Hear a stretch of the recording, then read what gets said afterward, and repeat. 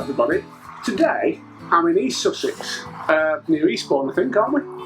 Yes, we are near Eastbourne. I'm joined by Fabian Arpad from Feederland. Now last week I was on the Anglo-Dutch Classic in Holland and Fabian here was generous enough to send me some of his feeders to use. And I happen to know I'm not the only angler who's become quite hooked on these feeders lately. Fabian, just tell me a bit about Feederland and what you guys do.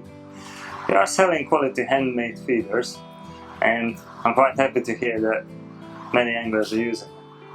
I know you've had a few England Feeder Internationals help you develop some of these. Yeah, we work together with some of the best anglers in the UK, like Steve Ringer or Adam Wakeley in Rob Button, and they help us a lot to develop the best feeders for UK market. I know you're quite modest, so I won't get this out of you easily, but you're not too bad at feeder fishing yourself, are you? Having represented your country in the World Championships. Yes, I was fishing World Championships and many big events, but it's still better to have a big team of international anglers and the best anglers in the UK, and we all together can do something special here. Absolutely. Right, before you talk me through these boxes of feeders you've brought with you today, I just want to ask you, what's the most popular feeder that you make at Feederland? Well, you're probably not going to guess it, but our most popular product is the smallest cage feeder we have. Right. It's a 3-hole small cage feeder. We have it in 10, 15 and 20 grams. And it's really popular on commercials, especially when you're fishing for skimmers during the winter, but also on a natural lake. Today I'm fishing with one of these feeders. It's strange, isn't it? I know a lot of commercial fisheries now, it's the bang opposite. You're fishing for loads more fish than you often are in natural venues, but you're feeding much less bait, micro pellets, or chopped worm in particular. You don't want to put too much in, do you? So a little feeder like that. Yeah, especially if you want to be accurate and if you want to stay quiet, yeah, it's one of the best feeders to use. Brilliant. In complete contrast to that though, David, I know you've got something like this. Talk us through that beast. Yeah, we got many different spot feeders. This is the one we call the big one. I use this at ferry meadows in 60 meters. I can cast with these feeders, and it's really accurate and really nice feeder.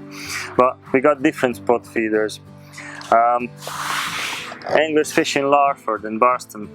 At Larford and Boston, they use the capped spot feeders. Yeah. The capped spot feeders are really popular because you don't need to use ground bait. You can use just 6 or 8 mil pellet or corn and just close it with a bit of ground bait. You can still cast, I don't know, 50, 60 meters with these. That's a really interesting design. As you say, I know a lot of places feeding a lot of particles is all the rage at the moment, isn't it? And I suppose that block end design really helps you to do that.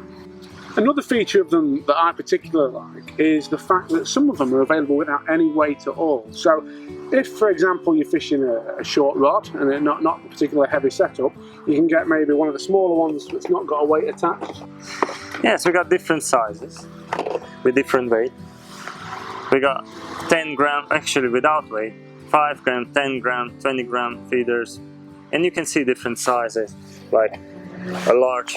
This is a large feeder, which is not too big actually, and the extra large feeders, which are really big. Got 4 different sizes. Perfect, so that's the spot feeders. What else have you got? Yes, this time of the year, it's really popular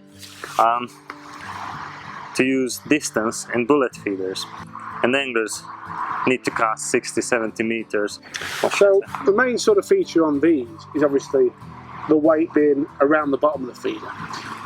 2 things. First of all, I can well understand how that makes you cast further, because obviously it's more of a rocket shape and it'll fly through the water better. But when it sits on the bottom, does it not land like that? Yeah, it will land like that, but if you tighten up your reel line... So in effect you're pulling on this? Yes, it will lay flat. It will lay like it's a not normal going to affect your fishing, yeah. Interesting, interesting. So talk to me about the different sizes that this is available in. Yes, we got a small distance feeder, 3-hole distance feeder, 30, 40, 50 grams. And then we got the biggest feeders,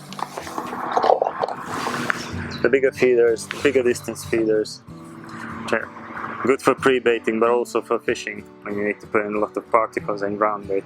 And we got the big one, so I think we covered everything with that. Absolutely. So what's in this third box? These look like the big boys. Yes, we got some big boys in the last box. The big bullet feeders.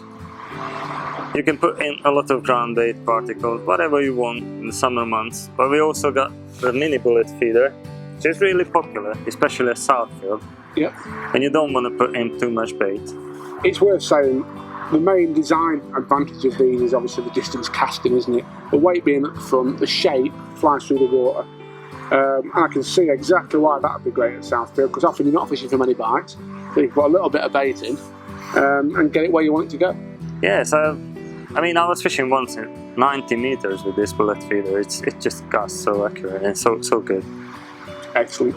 But it's not all about feeding small amounts of bait. You've got some real beasts in there as well, haven't you? Yeah, we got the big bullet feeders, and we also got this different shape. It's a bit longer. Wow, it's like a rocket, isn't it? Yeah, really long and thin. What's the advantage of that? It's really stable in the wind. If you got side wind or if you got any kind of windy condition, this is a really stable feeder, so you will always hit the same spot.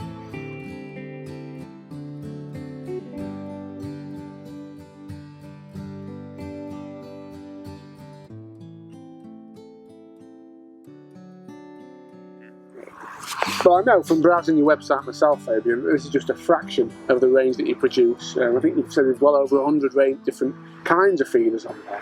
And also some other exciting things in the pipeline. Just tell me a bit about where these are made and how these are made.